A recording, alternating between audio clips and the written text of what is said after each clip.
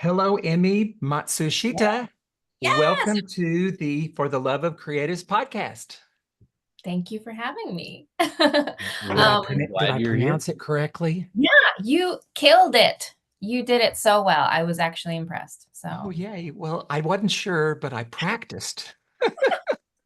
well, it worked. Practice made perfect. Well, I think I'd like to just start off with saying how we know you. We met you via Creative Mornings. Yeah. Yeah. And for those that don't know what that is, we will drop a link in the show notes because it's absolutely amazing. We recommend you check it out. We don't miss a single meeting, it's all over the globe. Yes. You're bound to find a chapter near you. So please check it out. So I'm going to give you the mic and let you introduce yourself, tell a little bit about yourself, and then we'll jump into some questions. Cool. Yes, my name is Emmy. I am many things as a creative soul and creative spirit. I guess my first official title would be creative entrepreneur because that's also how I make my living with all the creative things that I do. I also am an educator. I just to clarify what kind of creative I am, I'm an artist. I'm a movement artist, first and foremost. So I dance, I perform, I creatively direct, I choreograph, all of these things I facilitate. And so, also, kind of as an offshoot of that, I educate. So, I currently am adjunct faculty at Dallas College and also University of North Texas. And then through my business, I basically coach and consult other artists in embodied entrepreneurship. So, really having creatives own their value, understand their value, and understand the fact that to be able to, not just create good art to feel good, but to create good art that makes an impact, which is what we all want, you have to have a little bit of business savvy, business knowledge and acumen to be able to put those into practice, put art into practice, basically. And so that's what I do on the side. I facilitate workshops, do a lot of arts advocacy. So I create different events around that as well. But yeah, that's me in a nutshell. Um, but there's so many other things that we could talk about. I'm also a mom too, so my son is 4. That's a full time Oh, job. Oh, a 4-year-old son? Yes, so I do all these things because I have a wonderful partner. He's super supportive of my crazy creative life. So I'm super lucky to be able to have him as like a bedrock. But yeah, that's me. Well, I knew when I read your bio that this was going to be an amazing episode. I could just tell. Oh and man. Well, let's start off with I would like to know your first exposure to creativity and what that looked like. Oh man. Okay, so my first experience of creativity, I mean, we're going to go back to when I was little. I think, honestly, if I'm truthful, my first experience with it, I didn't know that it was like labeled creativity. Because honestly, when you're a child, that is when you're like peak creative. There's no inhibitions. You are just this creative being who's oozing, just authenticity, just boundless creative insights, creative energy. Right, so I don't think it's until you're older that you're like, "Oh, we can put a label on that and logically capture that," right? So, when I was little, I wanted to move. I was naturally a mover. I loved, like, creating little dances with my brother. We did little choreo dances, with my older brother in the living room, right? Even with my friends, as I grew up. Um, but I think when I was formally introduced to it as like, "Oh, this is what you can do on the side," right? That was when I was about, in middle school, so like 11 years old. I, like I said, I was a mover, so I did some gymnastics. I was in gymnastics for a bit, and I really enjoyed having that outlet because my family upbringing was a little stressful, a little traumatic. I was taught to play small and to be small, not take up a lot of space. There's just a lot of chaos in my home. And that was kind of the role I decided to take. So I was always editing myself, right? So once I got this opportunity to, use my body more freely, gymnastics was a great foundation for that. But then I got introduced to dance in middle school and I was like, whoa, I can actually like take up space. What? With my body and be seen doing it. It was like a really kind of clunky experience because I wasn't comfortable really. But honestly, dance ever since that time, it's been with me and it is so integral to my own personal growth and healing, even as an adult now at 40 years old. So, yeah, that was my first taste of creativity, which has evolved since then. That's amazing. Um, I can totally relate to what it is to have to edit yourself and dealing with trauma of various kinds. Um, what was it like for you to go through this newfound discovery of what it was to be able to fully inhabit your body and take up space, uh, making it from making the transition from being this little girl that's so full of this newfound wonder to find your path into adulthood? Because I remember from your bio, it seems like you took a pretty hard turn away from creativity. Oh, you noticed. Yeah. I mean, I think as like a good child, a good Asian daughter, my father's Japanese, my mom is from a family of immigrants, Irish Hungarian. And so, I think it was also my parents' generation too, on top of the Asian layer, to, want to be successful and have a secure job, a good job. So that was very much instilled in me at a young age to do what everybody else was doing, right? The safe route. Um, and so I was easily persuaded, being the complicit, compliant daughter, to like pursue something that made more sense, right? And wasn't so risky. I think if I was left to my own devices as an 18-year-old Emmy, I probably would have gone to school for dance and like followed that curiosity of like where it would take me, right? Because I wanted that.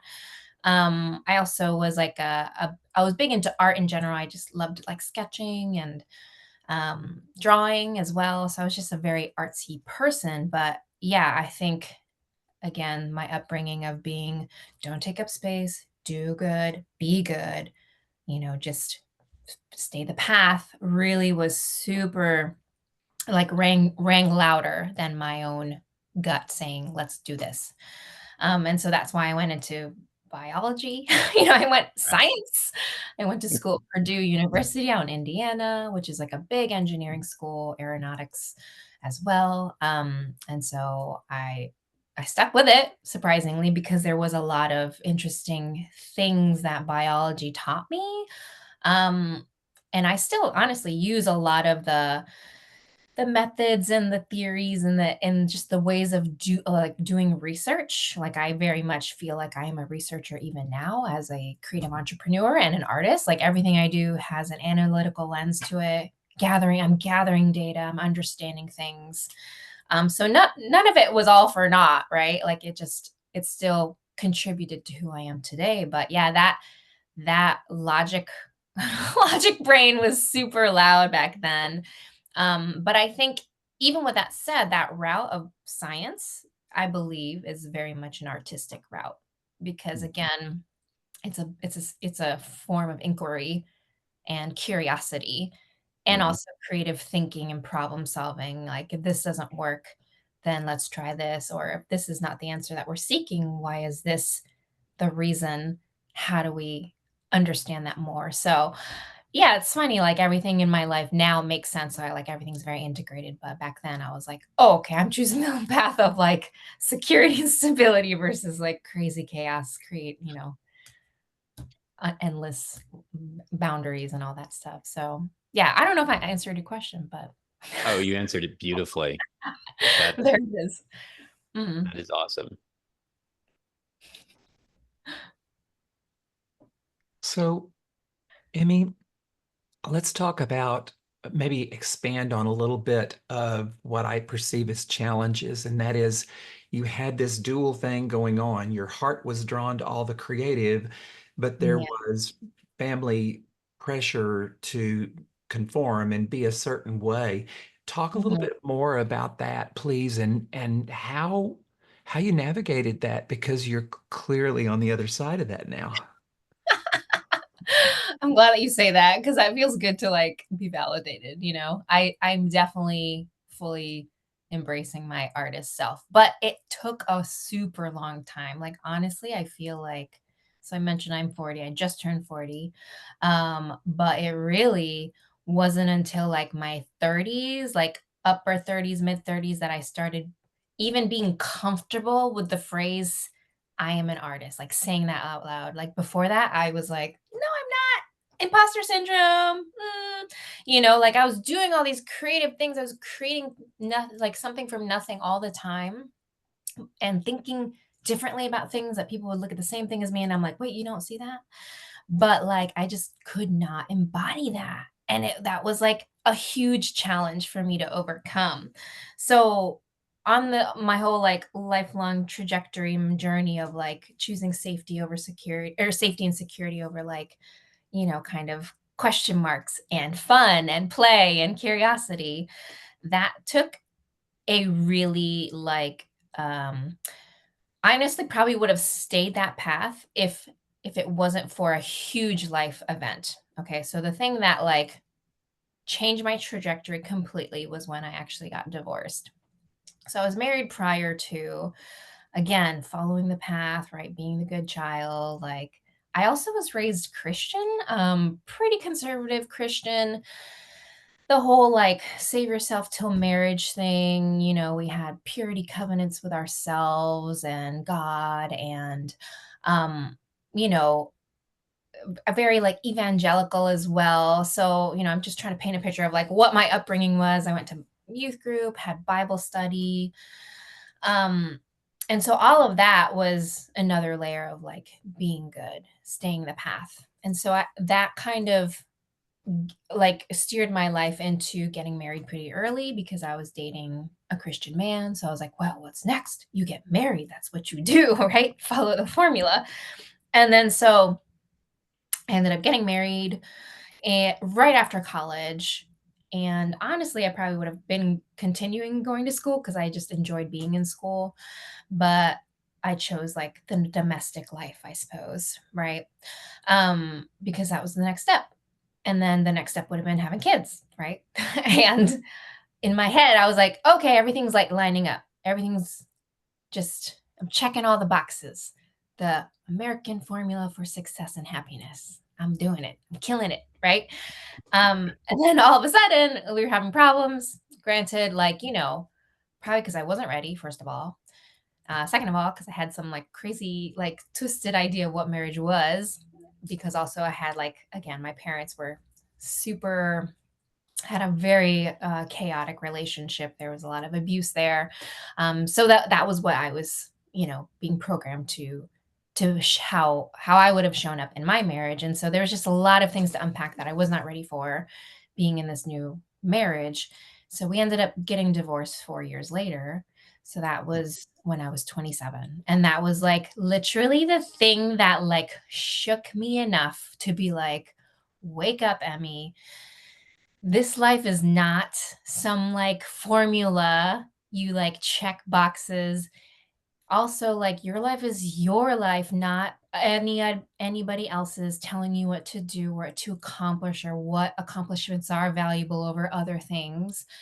And it like I needed that moment in my life to like basically shake everything down to be like, okay, I mean, now start living. Now start living. And I really feel like that not until that point was I like actually feeling like myself, feeling embodied.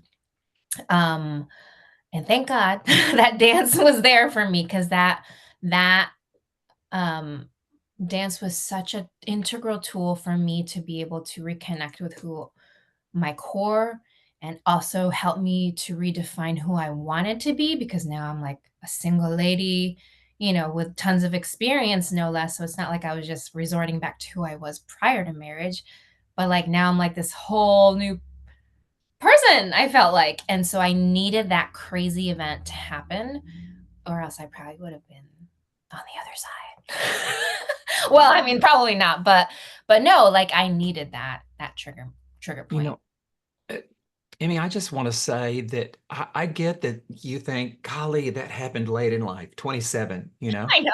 Yeah. but I really do think that you're really fortunate to have gotten it at 27. I mean, we all know people who are at any age that are still Yeah. living that here's what I'm supposed to do life, you Oh know? yeah. And the fact that you figured it out at 27 and were able to say, wait a minute, this Hmm. is my performance. This is my gig, you Yeah. know?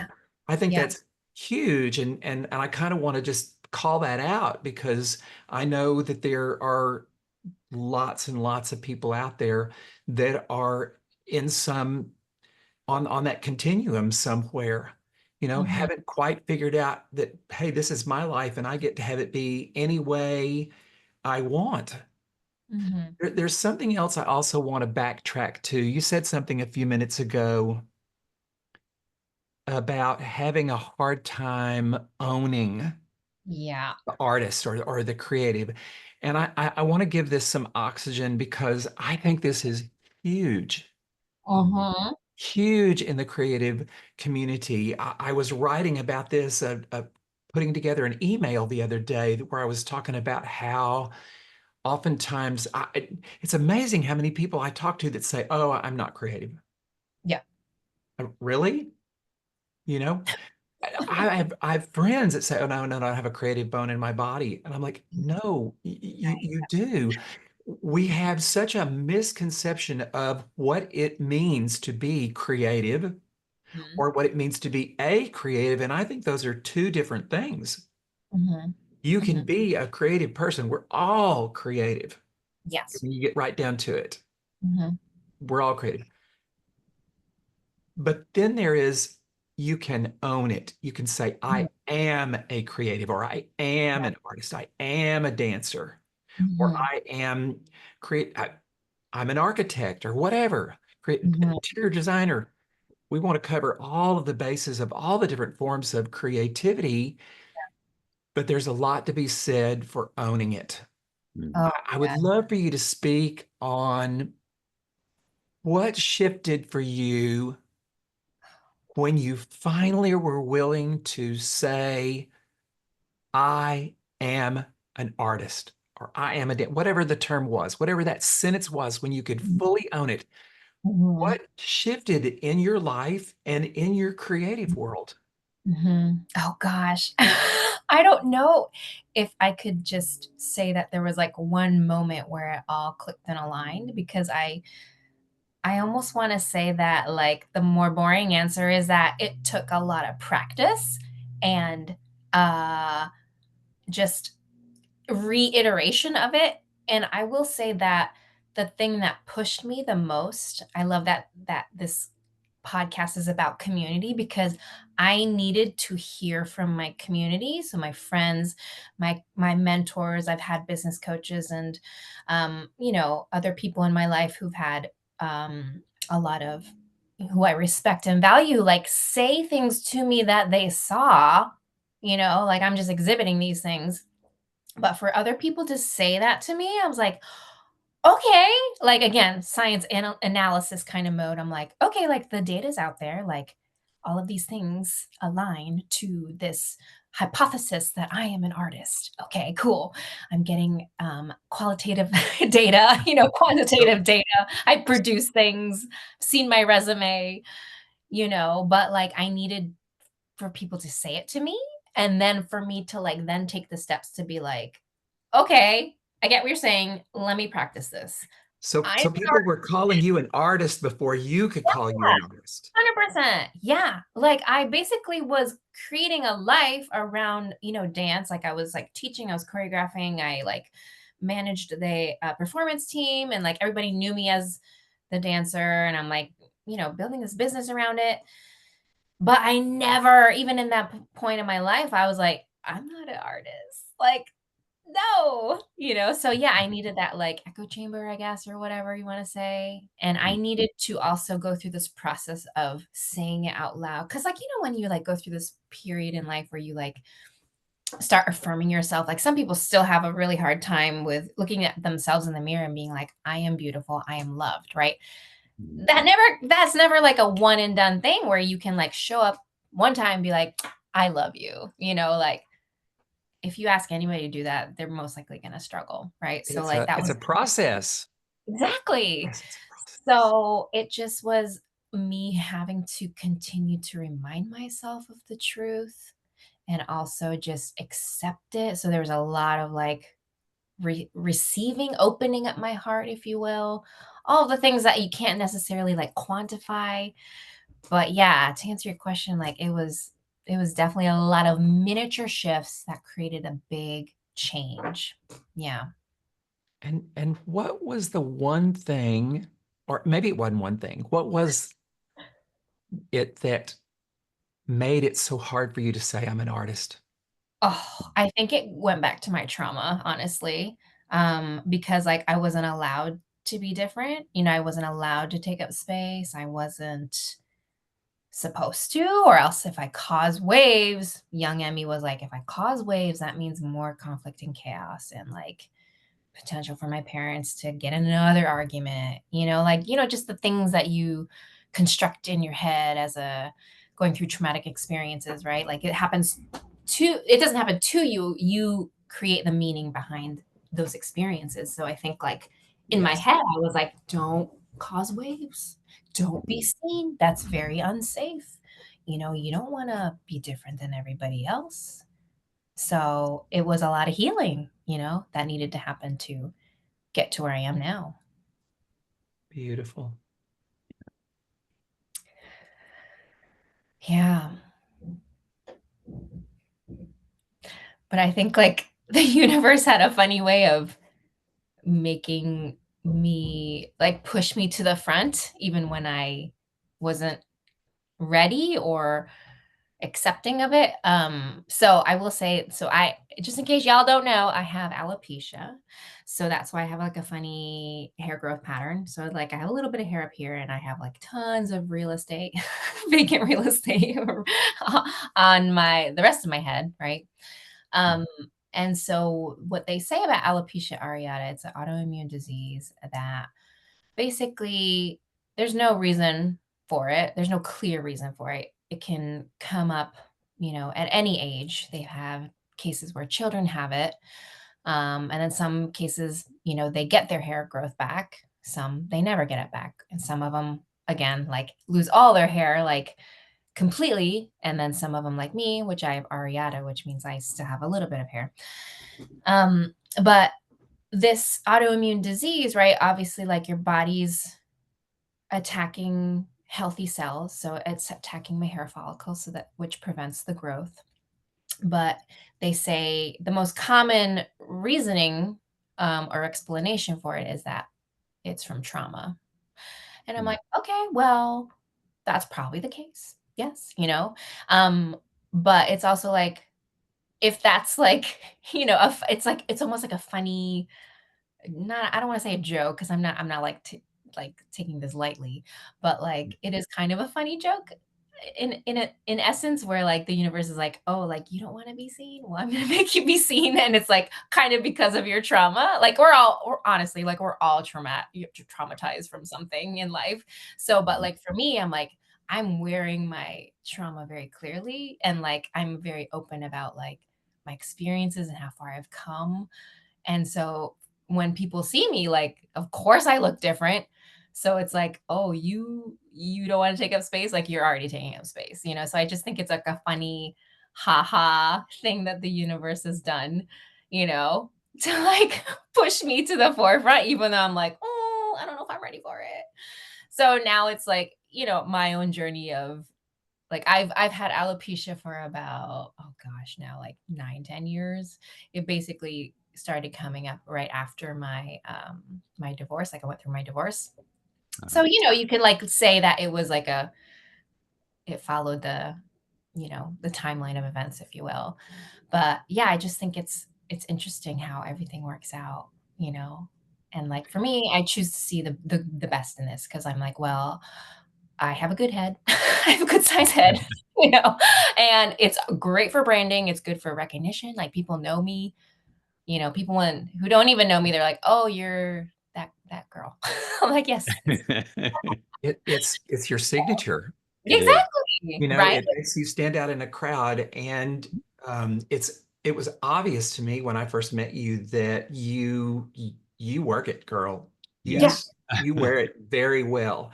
I mean, for right. those that are listening and not privy to the visual part of this, Yeah, she's got dangly earrings on, and she's absolutely beautiful.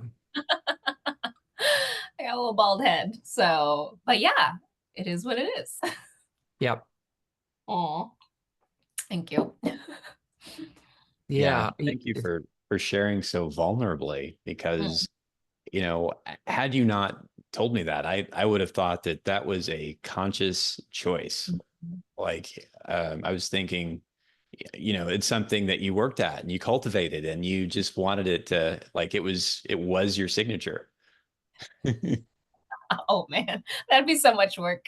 I mean, it's already a lot of work kind of because I have to shave it every now and then, but, yeah, I'm such like a low maintenance person that I'm like, I cannot.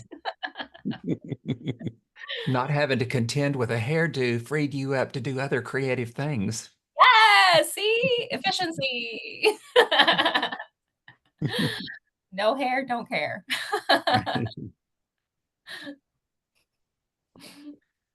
Well, I think it's wonderful that you have made the experiences that you've carried um, not be wasted. Like everything that you've experienced with the trauma, with the stress, with the divorce, it's not something that defined you, but it's something that helped to help you to become who you are.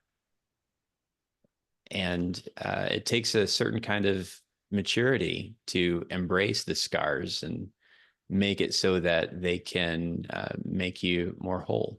And I think it's beautiful that you're, you know, through what you've been through, um, even, just I remember our first interactions. I just remembered being really taken by your light, your kindness, No. and it was just such a joy to be in your presence. Oh. Yes, your warmth and friendliness came through like immediately.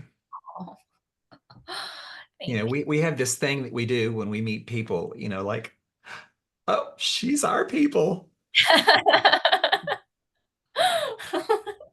our little like feelers, Yep. putting our feelers out. Mhm.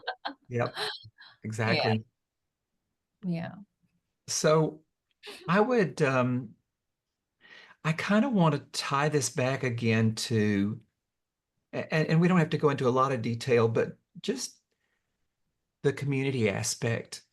Can you speak just a little bit more about your belief about that intersection of creativity? And because we know a lot of creative people are very, very solo, and the whole point of this is to get creatives to realize that there's a better way. So please share your experience and speak to that. Yeah, I mean, I guess like, oh man, where does it even begin? I made a good point before about even getting to the point where I was like claiming comfortably that I was an artist. It really required that I lean on community to be able to make that first assessment and then also that acknowledgement and then, over time embody it.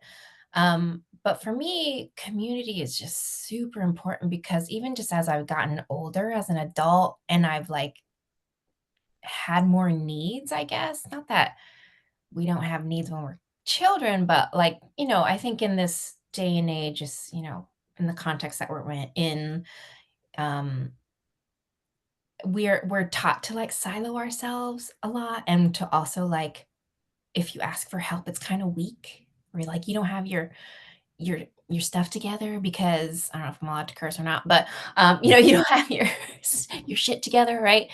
So like it's almost a bad thing to ask for community support or help, but like that's like to our detriment because we're such innately, we're mammal beings that like mammals are all in community, and they thrive in connections and relationships, right? And so like our core nature relies us or like is reliant on the success of building these connections and um building bridges with other people.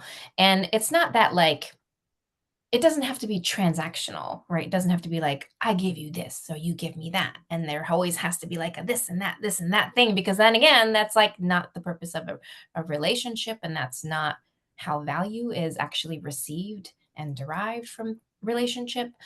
Um, I think it takes a lot of maturity to understand that, the depth of relationships aren't like equal as well, like us being real, that like sometimes, you can give in a sense to somebody who's not able to receive it or return it in a way that might be equivalent. But knowing that like we're all interconnected and like us just doing this action maybe is like giving back to us internally even way more than that person could actually physically return to us. Like we just have to like think outside the box about like the concept of like community and relationships. But with the conversation of creativity and how community affects me even now, I mean like I I like seek out community when I'm doing creative projects, because for me, first of all, I love collaborative projects. Every single thing I've done recently has been collaborative. The gigs I get is because somebody knows me and we are friends. So I'm given the opportunity to do this or that, or it's not like, I'm not sending my resume out to people and like asking for jobs. I get jobs because I just trust that, people know me. I don't have to sell myself really, like it just happens. And so my network, you know, just keeps procuring all these different creative opportunities and creative connections where I'm always like, oh, cool. I love what you're doing. Let's do it together. And how can we work together to make something beautiful versus just making something by myself? Um, yeah, I mean, I could talk on and on about community because it's just so important. Um, because for creatives in particular, right? I mean, we talked about this before we hit record, but like we are just so sometimes stuck in our little creative bubble and our creative juices that, our energies kind of can be up here. And so you need somebody to be like, hey, let's, come back to earth a little bit to put things into perspective, or if you're not good at taking initial steps on your airy fairy ideas, then you're going to need to partner with somebody who's going to help you like translate it into actual practical steps. So there's just so much benefit that can happen in community, um creatively but humanistically, right? That like, yeah, it just goes beyond goes beyond, honestly. I believe that people are our greatest resource. Yes, Absolutely. 100%. Relationships in particular, not just people, but relationships are our greatest resource. Yes. Mm. That So honestly is my biggest asset, I feel like nowadays as an I, adult. I feel like you've already spoken to this mostly, but is there anything else you'd like to add about just where you are now, your current level of success as a creator? Oh man. I mentioned this before, but like as a creative, like I'm always going to be inspired by whatever, right? So Mm. like the ideas, are never in scarcity, you know. And then on the flip side, like I can never take action on all these ideas, you know. But but I think when I have an idea and somebody else has an idea and I'm able to find synergy in that and then we can make it happen together, like that gives me so much more satisfaction and joy than anything that I would have done on my own. And so because I have that now, like, clear in my mind that, like, I need to work in community, like, before when I started, being a creative entrepreneur, I'm like, I need to do everything by myself. And I took a Mm. couple years to be like, I need to do the grind. I need to hustle, hustle, hustle, make things happen, da, da, da, build my website, build this sales funnel, blah, blah, blah, blah, social media, da, da, da, da. And now I'm like, I'm over it. No, because like I'm not supposed to do everything and anything and everything.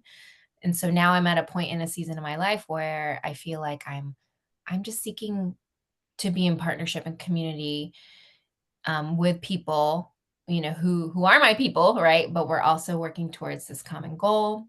And so because of that, like shift energetically, where I'm like, okay, I need to operate as a human and a business and a creative in community.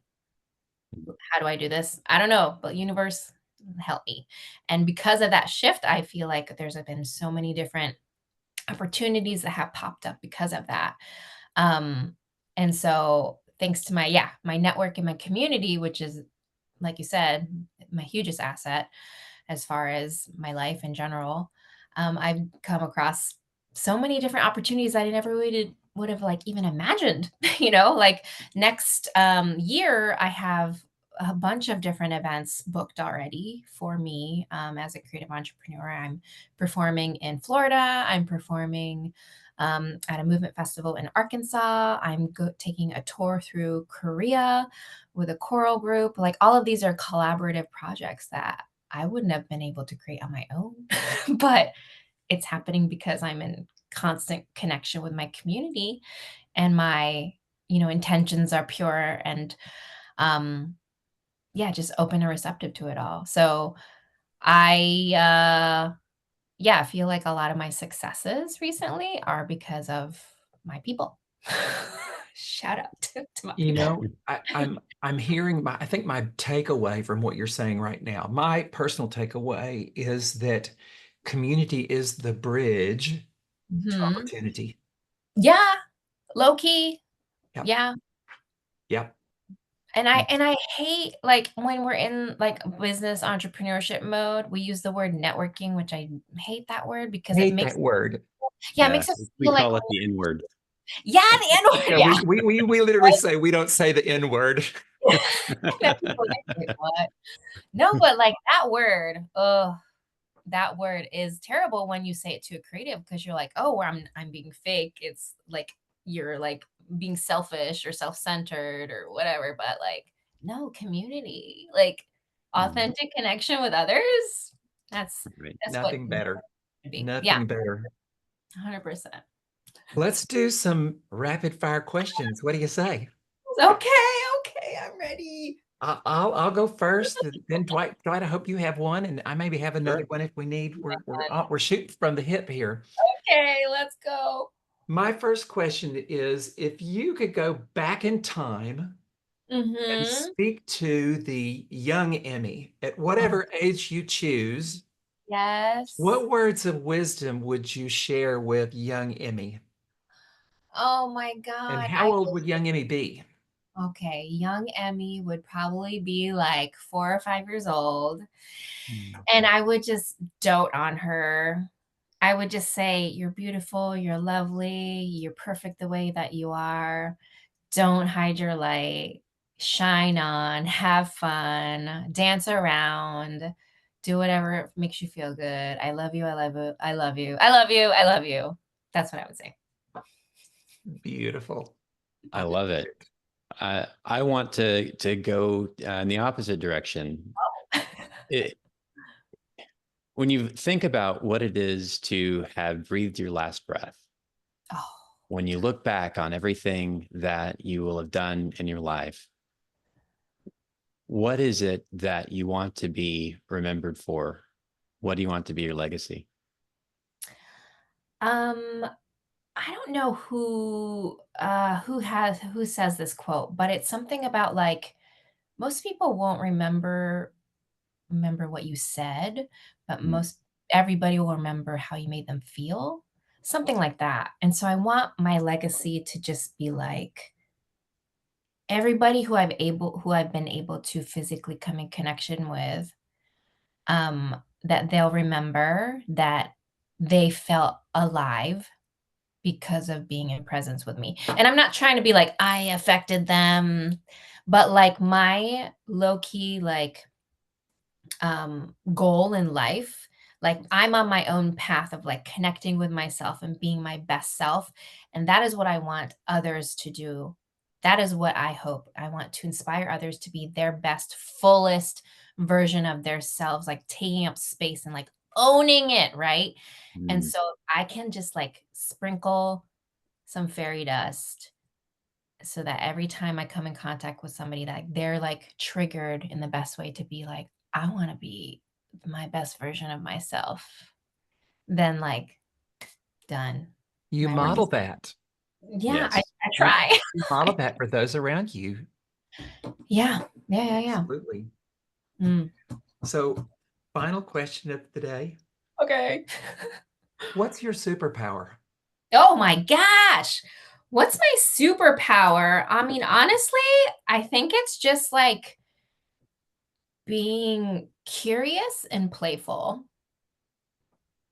because I think like with curiosity, and this like eager spirit to like know things, like you're always going to stay young, you're always going to stay relevant because you're always like on this quest to understand and like ask questions and see, "Well, what's around this corner, who's up there, I don't know, let's see," and then like the playfulness of it, like why not?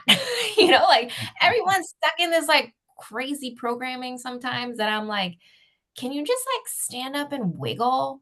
Most people can't. They don't feel comfortable. But I'm just like, if I can always like take any opportunity to be a little goofy and playful, then like I am living life literally, you know. You're So I you're just hope it very rubs tuned off on into others. your inner child for sure. Yeah. I have to Beautiful. be. Yeah. Do I have Well, anything you'd like to add? no, I just want to say this has been a wonderful experience. I'm so glad that we could make this happen and that you could share a few moments with us. Yeah. No, I appreciate you guys asking these really good questions and just, yeah, kind of highlighting things in my story that I even didn't realize that community was such an important part, but I am definitely pursuing it. So I appreciate you guys supporting me in my own journey. This So, has been simply magical, and we just feel very, very honored that you came on today to share your story with us and the audience. oh, well, thank you guys. And thank you everyone who's Right? listening. And hopefully you guys get some of that fairy dust in your life. I'm open to receive.